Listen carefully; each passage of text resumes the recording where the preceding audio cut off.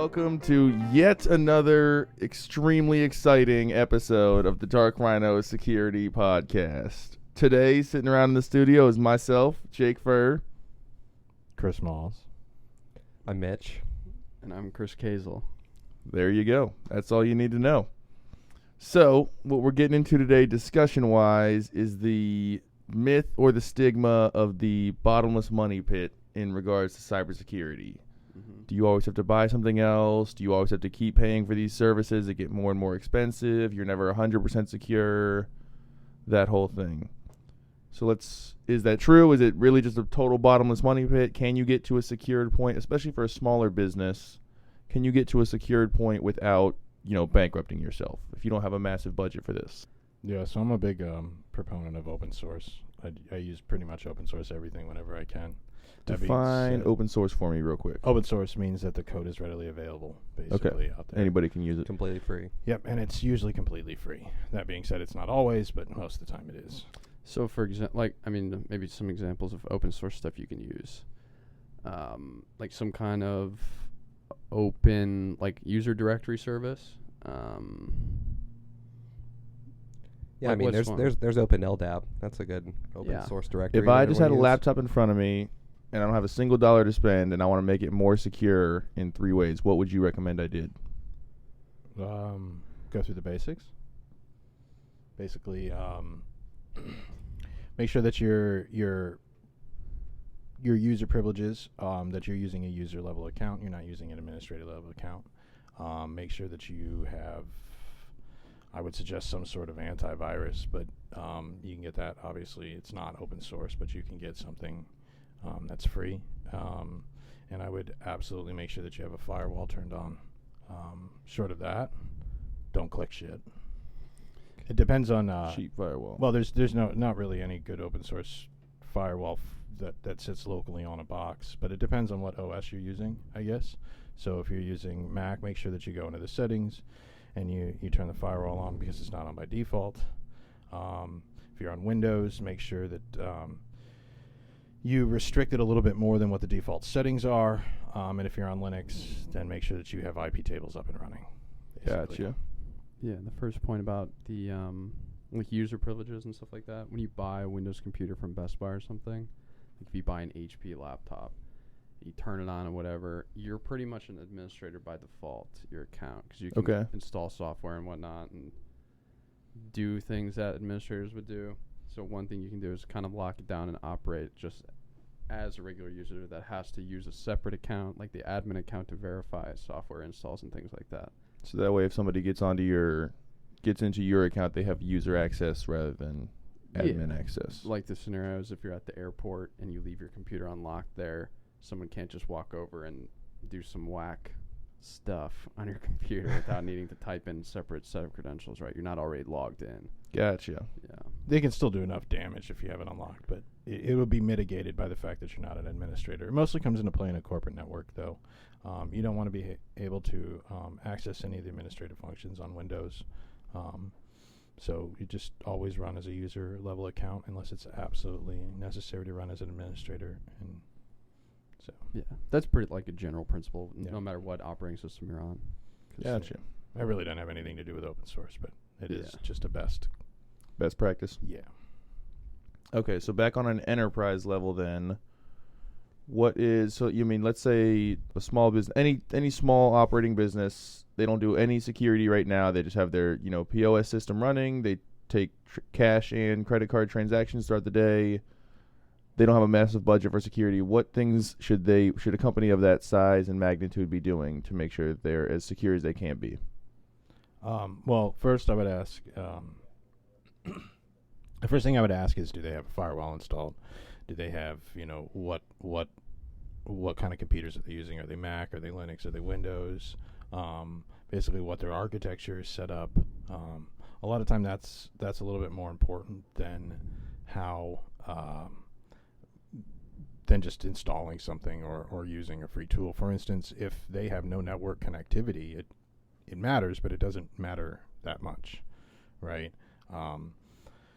But yeah, I mean, they'd have to have a little bit more knowledge, basically. The first thing, though, that I would do is make sure that they do have a firewall, and I'd use either pfSense or OpenSense because it's free and it's out there, and put that on the border. And then, depending on what kind of boxes they had everywhere, is essentially where you'd go from there.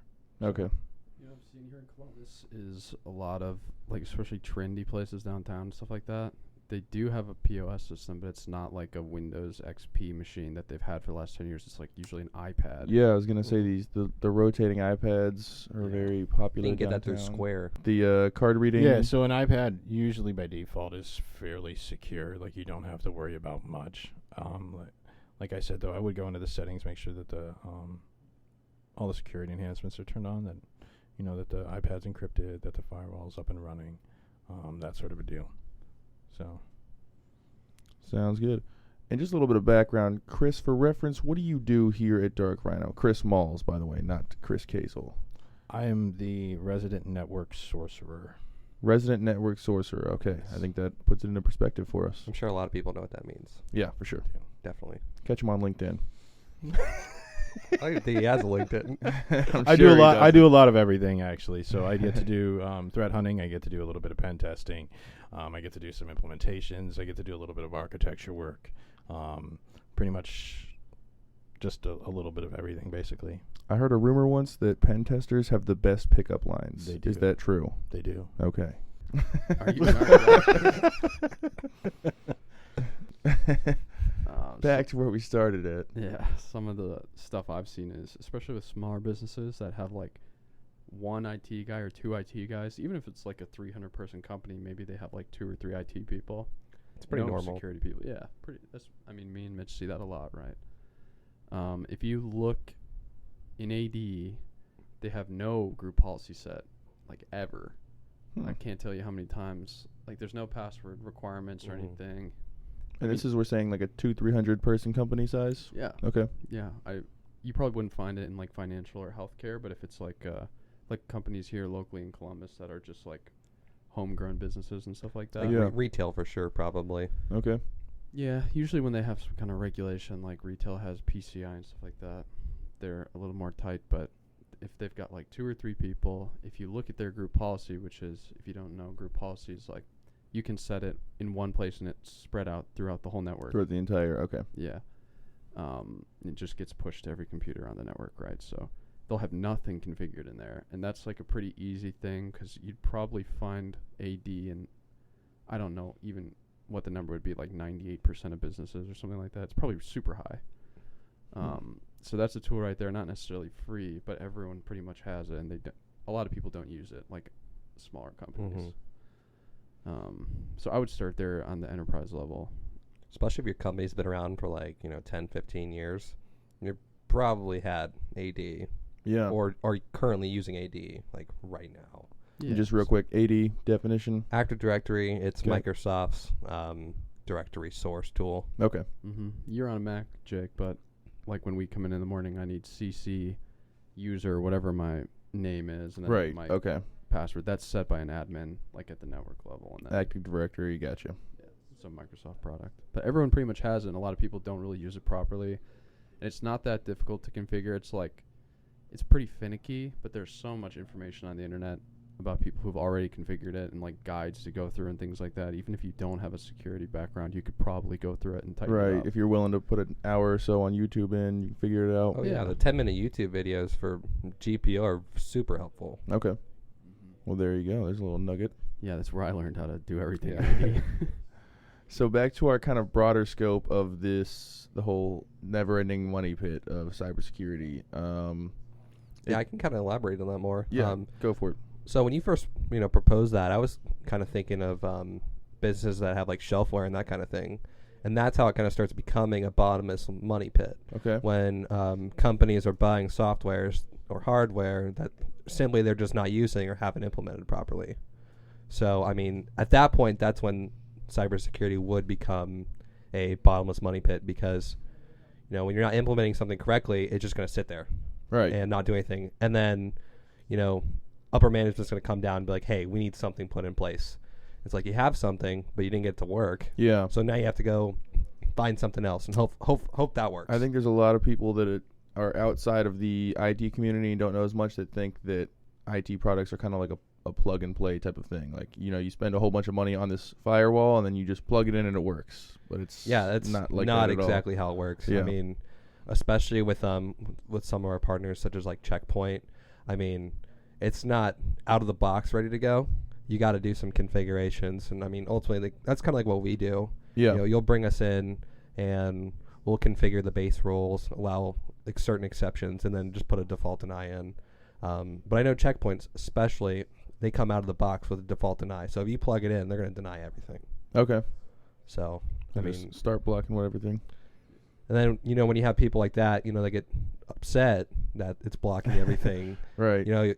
They probably instruct IT to pull it out, pull the plug. Yep. It's not working, or not because it's not implemented properly. Just hasn't been configured right. Okay. And so then they'll take the checkpoint and they'll put it in basically bypass mode or bridge mode, and all that does is sit there and detect.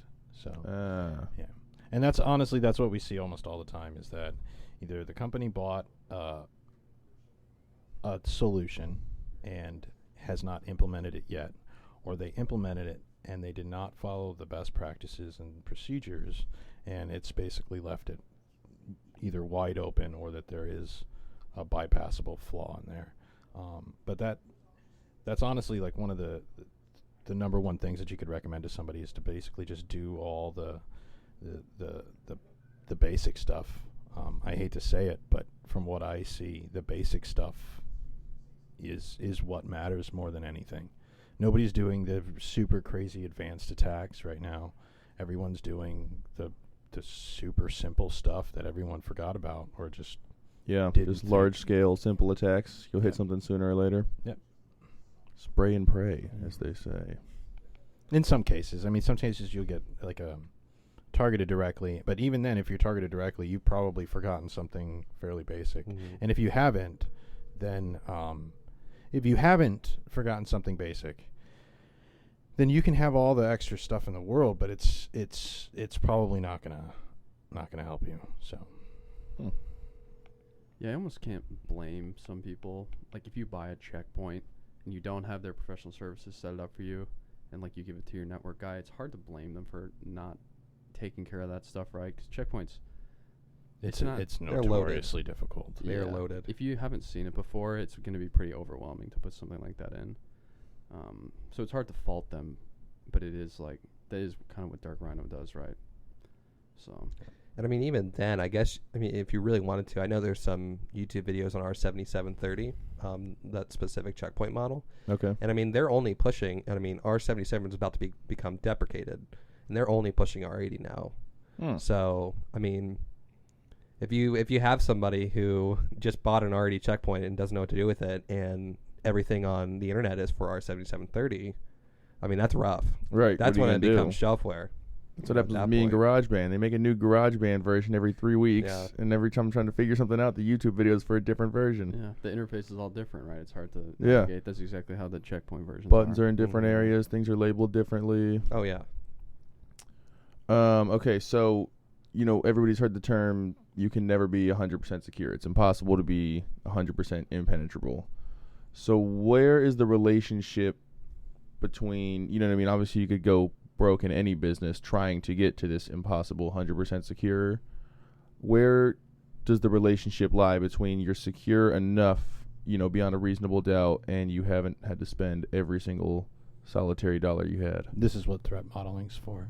Threat modeling? Yes. Okay. So you have to model your threat, right? So if you're a defense contractor, you're going to have to worry about, apt groups and nation states. Right. If you're an ice cream shop, you're probably not going to want to, or probably not going to be able to protect yourself from, say, Russia getting in or whatever major country. But you Sorry, do ice cream shops, Russia's coming for you. Yeah. You do want to make sure that, if one of the people in your organization opens a mail and clicks something, that it's not going to basically ransomware your entire network. Right. Right. So you have to model what your threats are going to be, right? And that would basically tell you where you want to, how much money you can basically spend towards that. So, and honestly, like, if you really want to get into the cost of like security, the best thing that you can buy for your end users if you're limited on a budget is just training. Get basic training on like what Mal said. Don't click on certain links. They have teams that will come out there on site and teach your employees what to do if you see something similar to that, or just basic security principles. Just day-to-day practices. Don't go to certain websites, like that kind of thing. Yeah. And exactly what Miles is talking about. Okay, that's good to know. Education of employees may come a little bit before hardware and all that.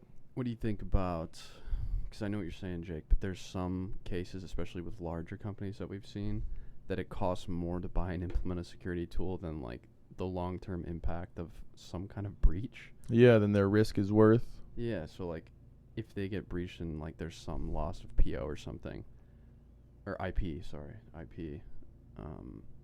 like that actually costs them less than buying like a SIM tool or something like that. Yeah. Like some people are just willing to take that hit, which is interesting too. So in that instance, do they just opt to do, leave it open, be as secure as, have good education and policy in place, but nothing else? I'd relate it to like car recalls. If it's going to cost the company more to recall the car than it is to pay like the legal fees for the people that die in accidents horribly. Oh yeah. You see what I'm saying? Like it's either, some security tools are ridiculously expensive. Yeah, I know. There's a huge range in the security.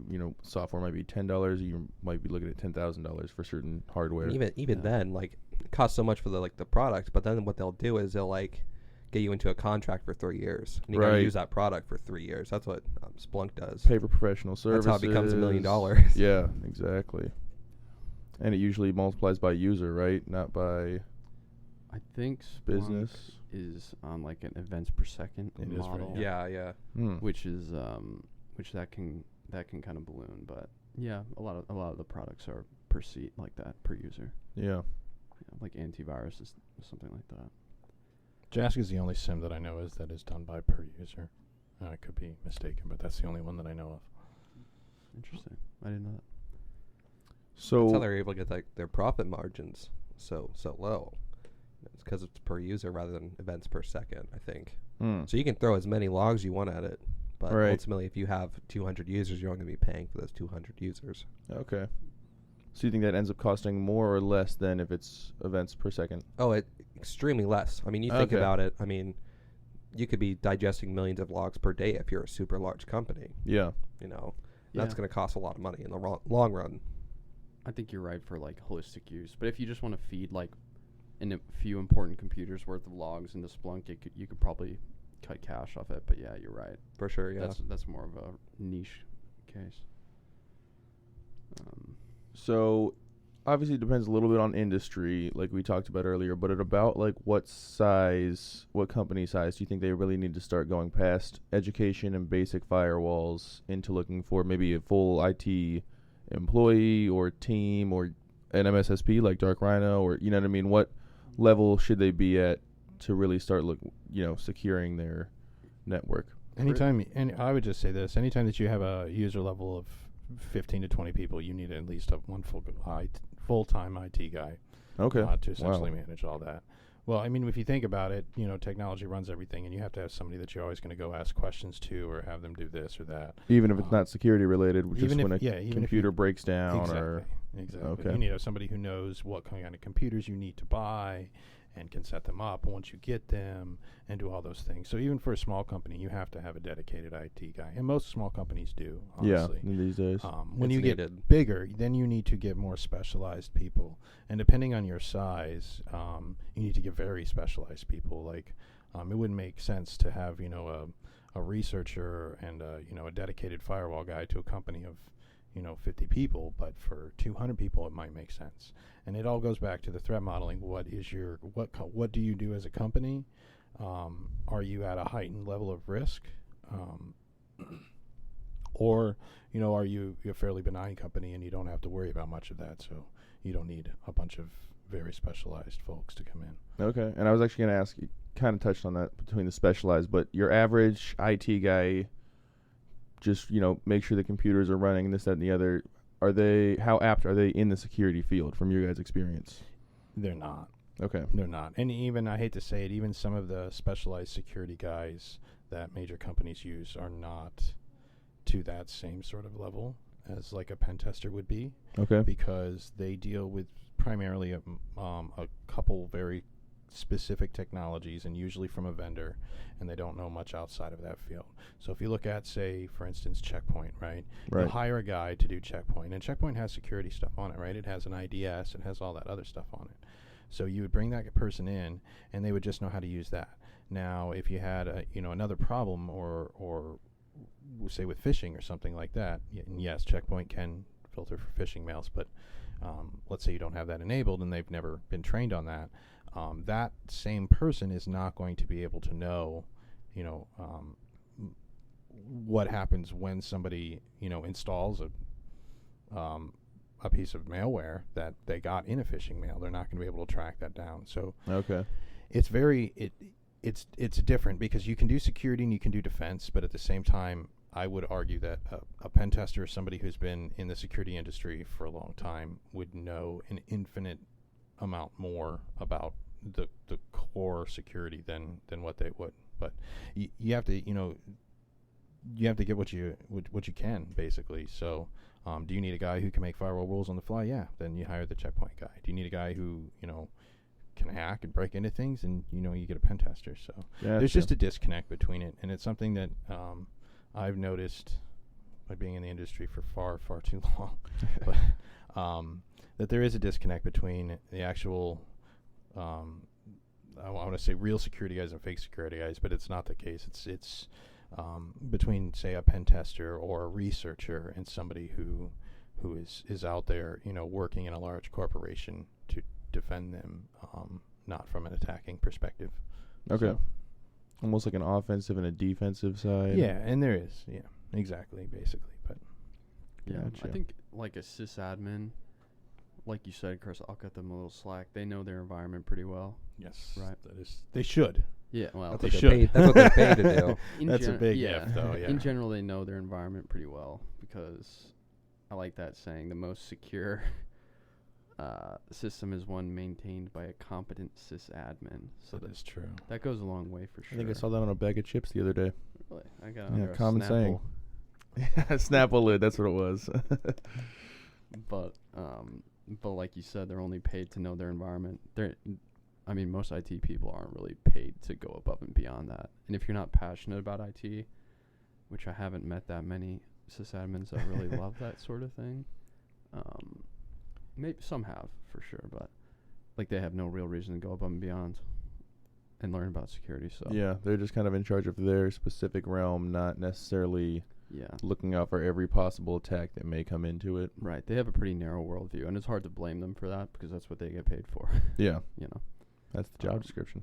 But I think what you said about the threat modeling stuff is pretty true, because we've only really seen two sorts of people that try to buy security tools. One is someone who needs to meet compliance, and then two would be a customer who's something unfortunate has happened to them, right? Like they've had a Mhm. breach or something. Proactivity is pretty rare in security if you don't have like someone like us that's enthusiastic about it. Like if your company's been smooth sailing since 2009. Right, if you haven't had a problem yet. Yeah, it's hard to justify getting something like that in the budget to buy an expensive tool, right? Or Gotcha, right, to right. shift your priorities to securing your system. Nobody wants to put money into, preventing it until something's already happened. Right. Exactly. And that's Mm. unfortunate, but you probably, if nothing bad has ever happened to you, you might not really realize the risk you're at. Yeah. So I don't know. I would say, just to extend off your earlier point, that's what I've noticed about people who buy tools from us or buy our services, is that they usually fit one of those two niches, and one of them's pretty unpleasant to work with. If something bad's happened to you and you need like a fix right now, Yeah. those are usually stressful for Frantic everyone. and needed. Yeah, exactly. Trying to hold everything else up. We've had a few proactive people come to us, but that's definitely rare. Shouts out to those proactive people. Yeah, you know who you are. Could argue that they're driving the boat towards security. Let me drive the boat. Let those people drive the boat, Yes. just like our boy Bill. Is that Kodak Black's real name? Bill? Yeah, I didn't Chris know just that. texted me that like a week ago. I Oh, had shit. no idea. Bill. Bill. I'm trying to. We gotta have some ideas for some free stuff that they can free open. Yeah, source, what are some- just a couple some off the cost top of your head software. free? So kind of in closing, what we'll give the people our nugget of information. What's 2 or 3 I'll drop a good nugget of information. but confirmed free tools you can use. I don't know about free tools because it depends on your environment a lot. But I will say this real fast because we didn't say this earlier. The one of the major problems that we have with open source, okay, or free tools, okay, is when you go and you implement them environment, right? You need a very dedicated person to do that. And if they implement all that stuff in your environment and they do it very well and it's very secure, when they leave, you need to replace them. And finding somebody that's of that same quality or this has that same skill set is a lot harder than, say, finding somebody who knows one of the vendor techs, right? Like a checkpoint guy. Okay. Finding somebody that knows how to use pfSense. Intimately knows your environment. Yes, that It's hard knows to replace. Yes, that knows like an open source tool like pfSense or something like that is fairly difficult versus somebody who has been certified in Checkpoint and everything else, right? So you always have to take that into account when you do this. As for good tools, I don't have a list right now. I got a couple. for you. Yeah, off the top of the head. What are some easy You need a free user directory. Open LDAP. free user directory? Open LDAP. Open LDAP, which is It's a directory tool. Just put all your users in there. okay.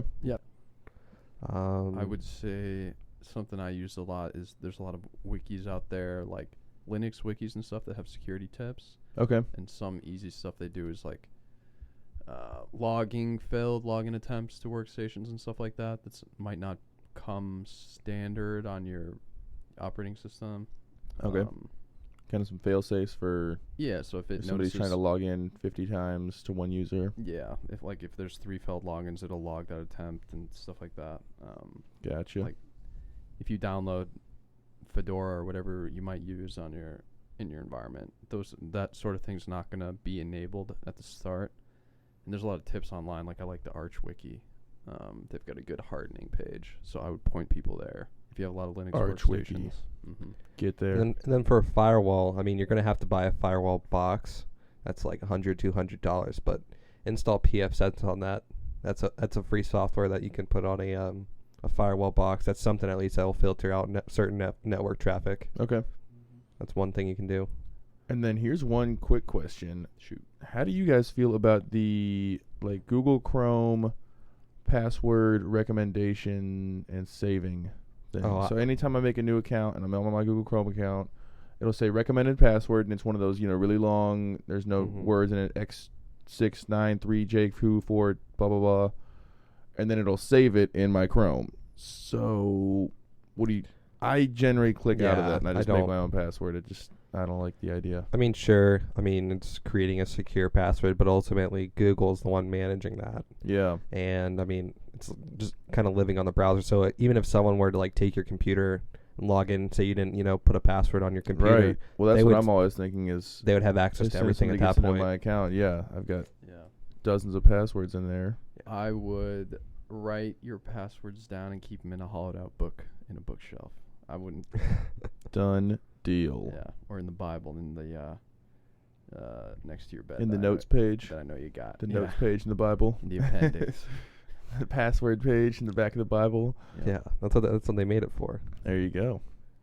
So I just say that when you save those passwords in a browser like that if somebody was to get a shell on your box or something, they could instantly use those. Okay. So For sure. yeah, Man, unless definitely you at had least some have sort a few of in there. MFA I enabled. try to keep most of mine off there, but There are certain tools that you can use, such as like LastPass. I think NerdWallet's one of them. okay.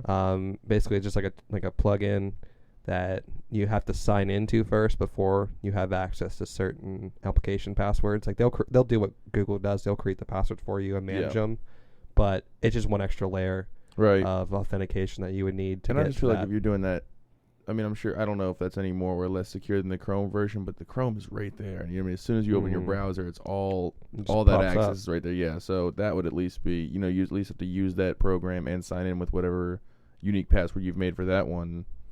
It's a little bit more secure. Yeah, typically those passwords are saved locally. They're not even pushed out to Google. I would say this: one of the good free softwares that I would have that I'd recommend for everybody. And I'd back up real fast to what Mitch said about OpenLDAP. I wouldn't go ripping out Active Directory and replacing it with LDAP immediately. Just if you have nothing in place. Yeah. If you have nothing in place, then do OpenLDAP. But before you rip out your Active Directory, I would look at securing it, because that is obviously really use big. that first. Yeah. Okay. But one of the good ones that we've actually been looking at recently is OS Query, and it allows you to basically make it's sort of like an SQL syntax to basically query all your devices and stuff. And it's pretty good. It's totally free, open source, and I think it was founded by Facebook, I believe. I'm not 100% sure, but yeah. Leaders in security. Yeah, we've For been looking sure. at it, and we have been looking at it, and it's not. It looks pretty nice. So, All right, good to know. Yeah. What was that called one more time? OS Query. OS Quarry. Yep. Cool. Any last recommendations? Do the basics, please. Do the basics. Do the basics. And education among your Education. employees Yep. could be a lot more valuable than expensive hardwares and softwares. That's a good one. Thank you for joining us for another episode of the Dark Rhino Security Podcast. And as always, subscribe and check us out at darkrhinosecurity.com.